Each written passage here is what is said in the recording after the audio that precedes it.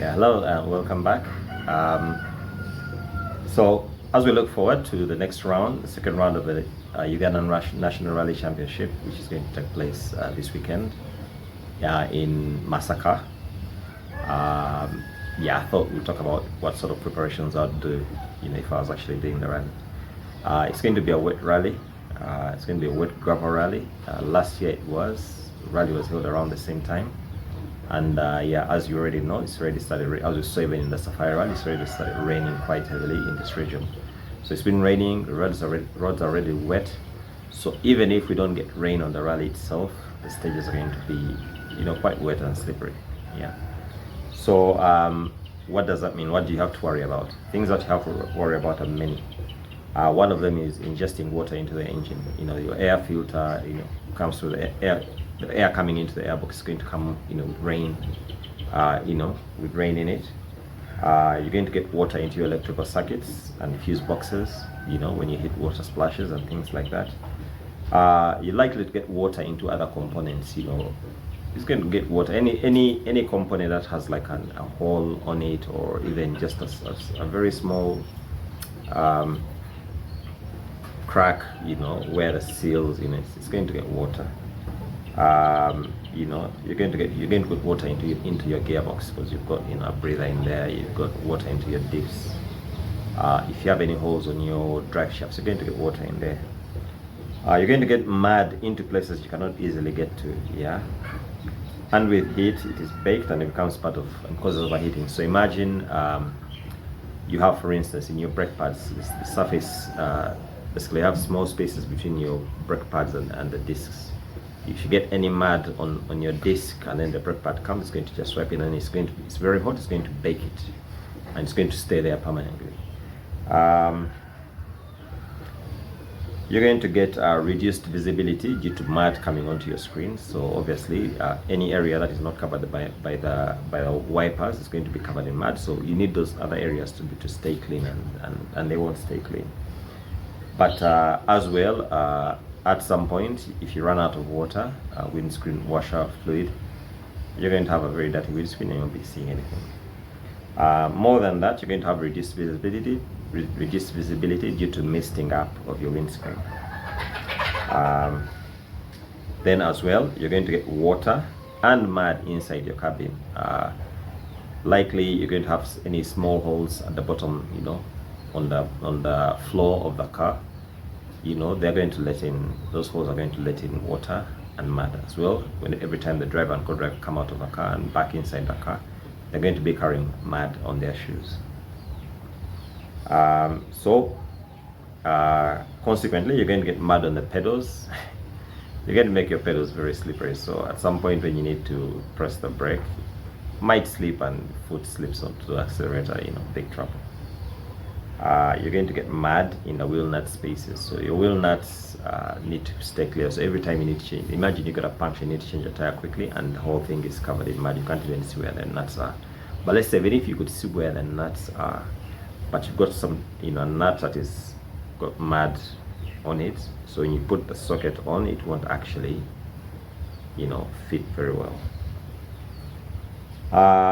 Lastly, it's not an exhaustive list, but on my list I have mud in your jacking slots. So you have these slots on the side of the car, 4 slots for the jack stands, and it's very easy to actually get them packed with mud. And at the time when you need to actually jack the car off, either in the stage or even in service, you won't be able to do it because they're packed with mud. So what do you need to do in preparation and also in competition?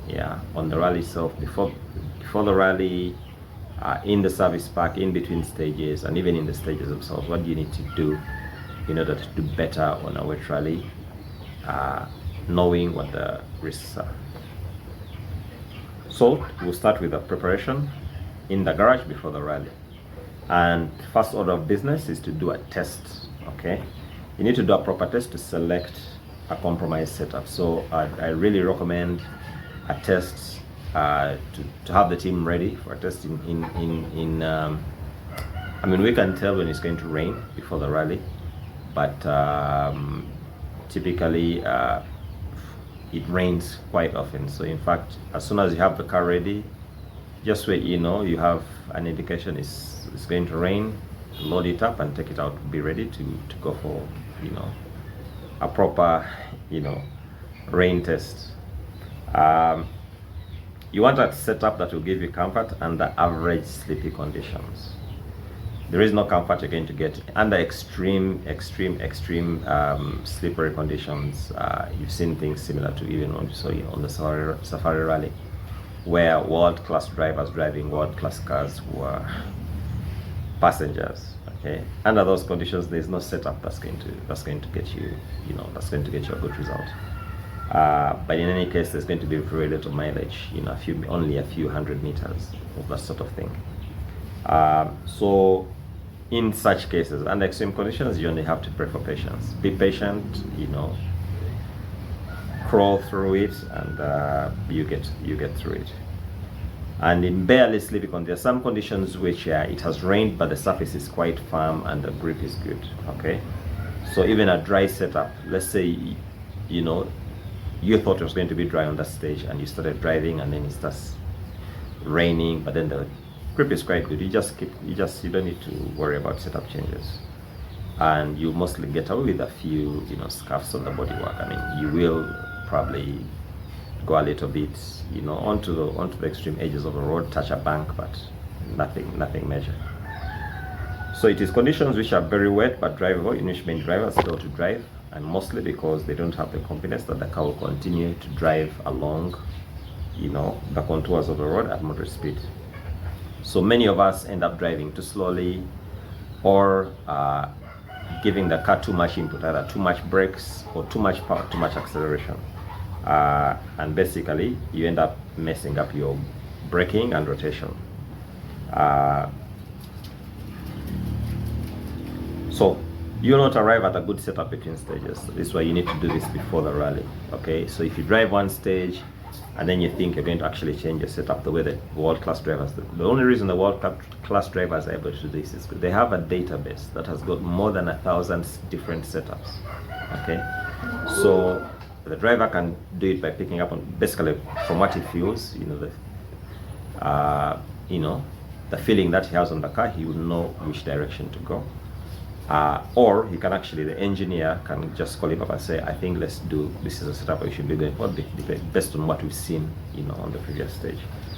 But for the rest of us amateur drivers, you're not going to change us, you're not going to arrive at a good setup, you know, in between stages. So again, there are not two stages which are the same, remember. So you'll come from one stage which is has, you know, it's a different, slightly different surface, all in the same area, you know, it's been rained on, but you have brown soil in Uganda, we have black soil, we have rocky, we have loose. Okay, so the amount of rain, you know, in one village will be different amount of rain in another village. Okay, and the condition of the road pre-rally, we have some roads that have been graded recently, and some roads that haven't been graded in a couple of years, and you know, so they're going to be quite different surfaces. So also there's going to be how many cars ahead of you in the event. So if you're the first car on the road, or you're the 5th car on the road, you're the 30th car on the road, all that, you know, whatever setup you're going to carry from memory will not help you if you're, let's say, 30 cars down in the running order. So we have some people who choose to drive with the anti-lag system on. Yeah, some choose to switch it off.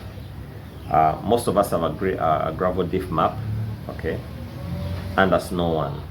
Okay, this is for group N. But wet mud is neither dry gravel nor is it snow. So none of these setups is actually ideal. In fact, a snow setup, you know, we are told by drivers who drive on snow regularly that a snow setup with proper snow tires, this is the studded tires, you'll have more grip on a stage like that than on an average dry gravel setup, dry gravel stage. So wet gravel is closer to ice on slick tires. That is how bad it is. So we are done with what you need to do before, you know, you need to do a setup. Number 2, okay, after you've done your setup test, come back to the garage. You need to seal all the holes under the car. You need to do this in the evening by placing a white light under the car, and then you'll basically have rays of light coming from underneath the car. And then just every time you have one ray in case there's a hole and you can see where it is, and you plug it either with tape. I prefer to use silver tape or aluminium tape, and or the other way is to actually use a silicone, okay, a sealant, a proper sealant. Number 2 on the ceiling is you need to place extra flaps in the areas that are normally free for heat extraction. So on hot rallies, we'll have some places, typically around the drive shafts, where we can actually let, we need hot air to flow out of the engine bay. But on a wet and cold rally where the temperatures are low, your engine is not really going to pick up. It's going to overheat. So in this case, the danger that you have is to actually bring in too much water. That will, apart from keeping your car below operating temperature, it will also cause the problems that we talked about at the beginning of this video. So you've seen WRC drivers use blanking to just basically keep even like cold air from coming into the engine room. They do this every time at the end of the stages. I even saw this on safari. We thought it was should be quite warm in Africa, but no, they actually need to keep blanking on to keep the engine warm. But the other result of that blanking, or benefit of that blanking, is to keep water and dirt from entering the engine room. The other thing you need to do, okay, is to make sure that you don't have any water coming. Like your airbox is designed. Sometimes you have an airbox that's picking air from behind the headlight or from the fender. You need to make sure that you don't have any water that can come in directly from under into the airbox. Okay, so all the air needs to be coming through the horizontal plane, not the vertical. And you also need to make sure that there are holes in your airbox which are for draining water. Those holes need to be kept clean and clear, so that if any water falls around there before it actually hits the air filter, that water drains out. Replace your OEM coil cover. Your OEM coil cover, typically, on our cars we have the coils sitting in the cylinder head, and many times, like on the Evo 10, we'll remove them to increase the evacuation of hot air. In this case, on a wet rally, make sure that cover is on the car. And but also, even if you have a different set of coils, even the older style coils, which might be in a separate assembly on the side, make sure that it's covered. It's not getting any water on it. Make sure the ECU is well protected, whether the ECU is inside the cabin of a car or is in the engine room. Make sure it's not really, it can't get wet easily. Another point is to do in the garage before you set out, before you load up your car to go to the rally, is to make sure your fan blower is working properly, and the hot water line that feeds the that fan system. It's actually connected. Hot water, not cold water, hot water. You need hot air to clean your windscreen, and it won't work if the air is cold. You need to also, if you don't already have one, you need to source or buy a pressure washer or rent one, as well as an empty drum or other large vessel for water to use in the service park, for washing the car. And lastly, before you leave, is to find space inside your car to strap a spare air filter, 12 volts air inflator, and a selfie stick. If you watch the safari, you know what the selfie stick is for. So after you've loaded up your car, you basically have arrived at the rally base before the rally starts. So even in between, basically at service stops in the service park, A is to ensure your windshield water bottle is topped up with water. Okay, the car should never leave the service park unless that water bottle is completely full. I would also carry an extra 5-liter jerry can, okay, in case there are no legal water sources in between the stages. So there are places where you could pick up water, especially in Uganda, but basically somewhere along the road you can pick up water. But maybe you don't have such an opportunity, and it becomes you don't want to be in a situation it looks like you're receiving external assistance. So the best thing is you carry an extra 5 kg. Is not going to kill you at this level of rallying. So ensure your windscreen is wiped, dry, and free of any moisture and visible particles. Like, make sure everything has been removed. And we also have some people who use a shaving cream that apparently works as a water repellent. So for the guys who use it, I think the idea is that if you got any moisture on the car, it would quickly condense and just roll off the windscreen. But the best thing is if your windscreen is clean, then it's not really going to attract anything. And if your blower is working properly, then again, everything is going to be fine. But just in case your blower doesn't work or you don't have a shaving cream, or if the shaving cream doesn't work, then a selfie stick will come in handy. If you saw the Hyundai's Martin Yavioya, Martin, as well as Vidaga, the two Hyundai co-drivers, they were carrying selfie sticks, and then they had a towel wrapped on the selfie stick, and then it just extends on your screen, because from where the co-driver is sitting a bit back inside the car, so they need to basically project onto the windscreen, and they're able to wipe the windscreen, and it does slow you down, obviously. If the windscreen is misted up, you don't want that to happen. But if it does happen, that's the last resort. You should be able to do that, and you should be able to get through the stage quite uncomfortably, but you make it. Then when you're coming back from service, when you're coming back from a stage, from a competitive section,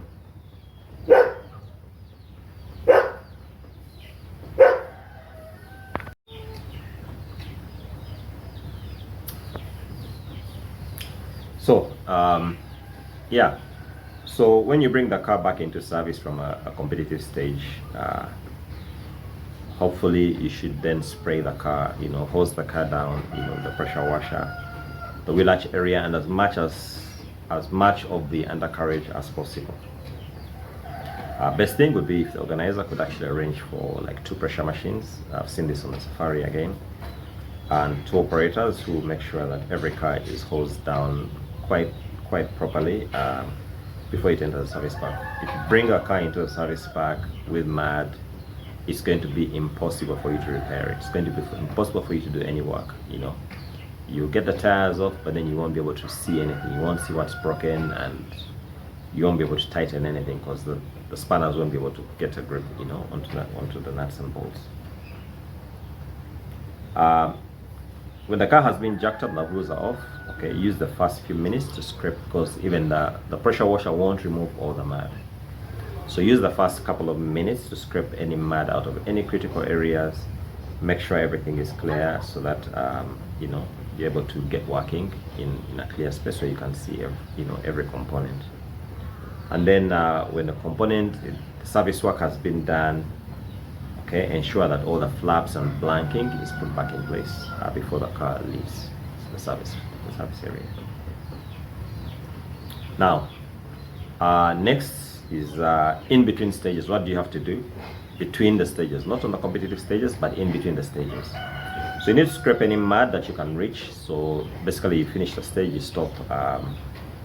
Best if you can actually take the wheels off again by the crew can actually take the wheels off, and then scrape any mud. You're going to have mud in the wheel arch, you're going to have mud on the rims. Okay, this is going to change the rotation and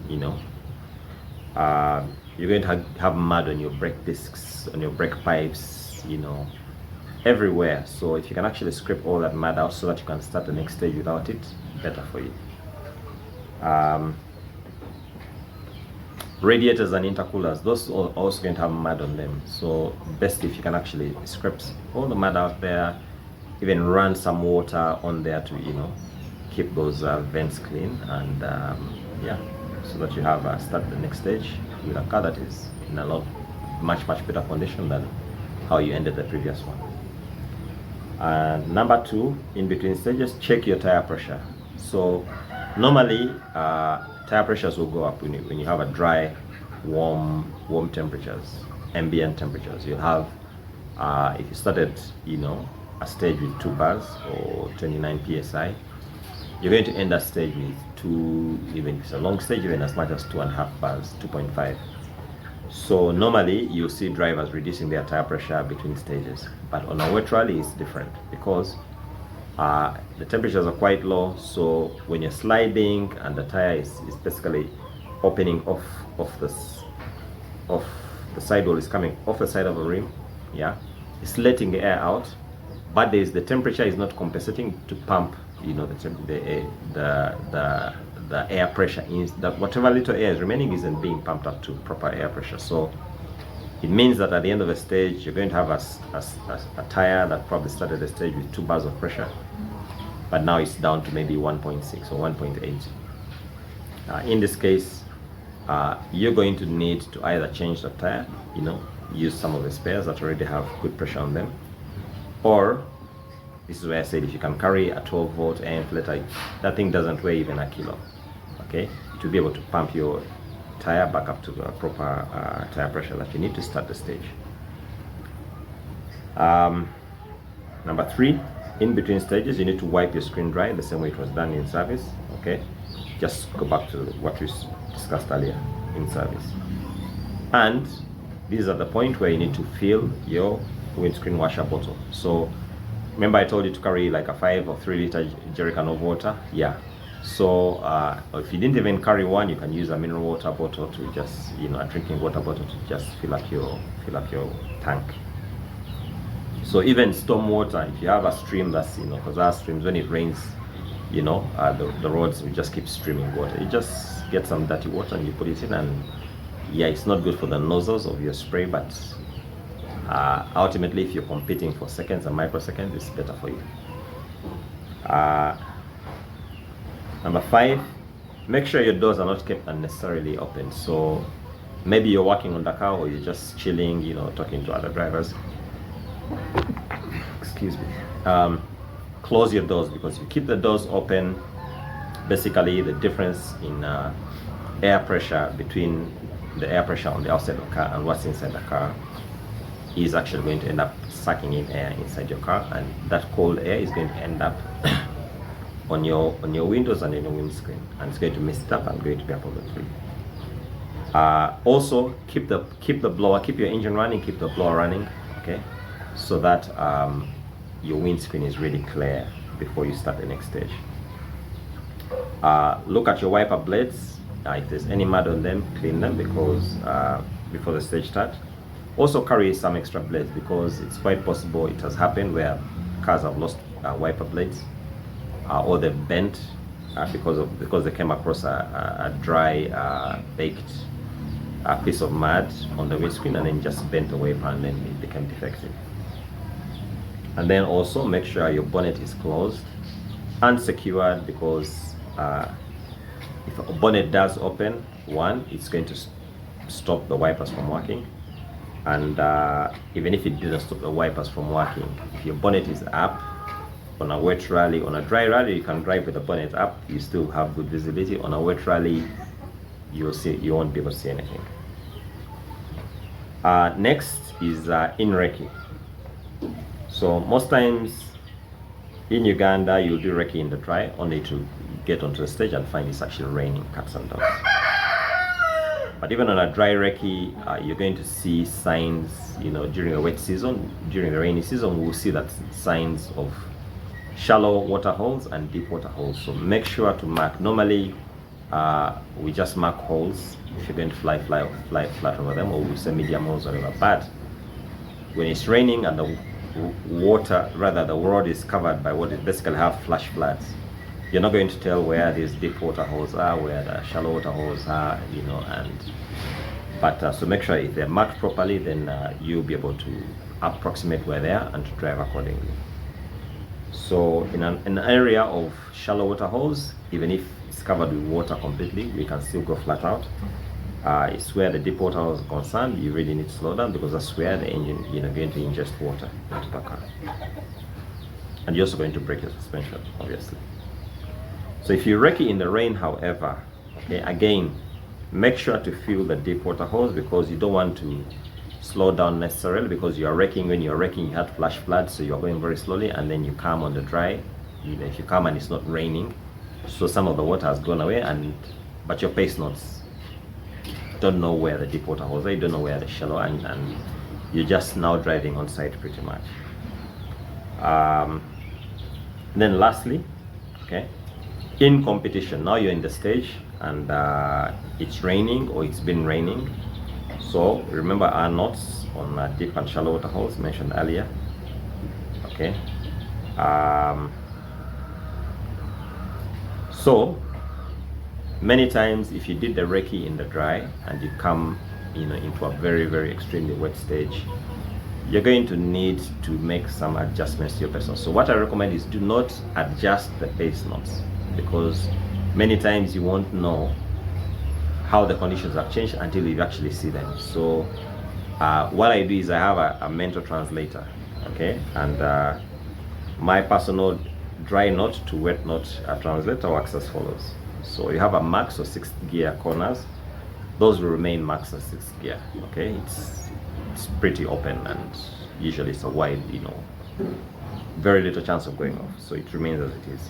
So an easy or 5th gear becomes a 4th gear plus, or maybe depending on what the surface looks like. So there's some 5th gears where I'll take in 4th gear, and with acceleration, or I take in with 4th gear without acceleration, basically on the brake, because it looks a bit too messy. So a 1st or 4th gear corner becomes a 4th on the brakes. Yeah, so a 4th gear corner with power, you take it on the brakes, or sometimes you'll have to take it in 3rd, depending on what the surface, the color of the soil, and then the 3rd gear becomes a second gear corner, remains the 2nd gear corner. The 1st gear becomes a 1st, but on the brakes. And then also another thing is brakes do not work, especially on the downhill. In wet, sleepy conditions, heavy braking is a no-no. So you have to brake gradually, feather the brakes, and use trail braking. But what I mean is by this is do not brake in a straight line. So you need to do a bit of that, okay? Because if you just brake in a straight line, the front wheels are going to leave a thing that is smooth as butter, and then the wet wheels have nothing. Basically, the wet wheels, the rear tires, the front tires will basically lock up, and then they just create this smooth surface, okay, something very smooth like that. And then when the rear tires come, they have nothing to bite into.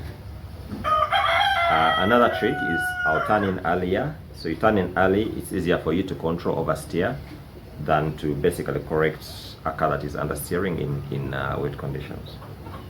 Another trick is to use the bank, especially in very sharp slow corners. You can actually, it's okay, don't fear the banks. If they're not quite high, you can actually lean on them and it will be fine. Number 6 is do not cut unless you have clear vision and prior knowledge of a flat green cutting area. If you're cutting, if it's a playing field or something, you can cut over that. But normally do not cut, because there could be a rock, there could be a tree stump, there could be a big hole. And then lastly, use throttle on the straights to evacuate any mud from the tire grooves.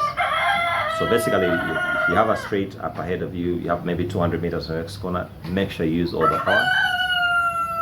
Make sure you use all the power to basically just throw up all the mud, from the tire grooves. Yeah, and that's it. That's all the preparations and wet gravel driving that I do, and with which I've been able to win quite a lot.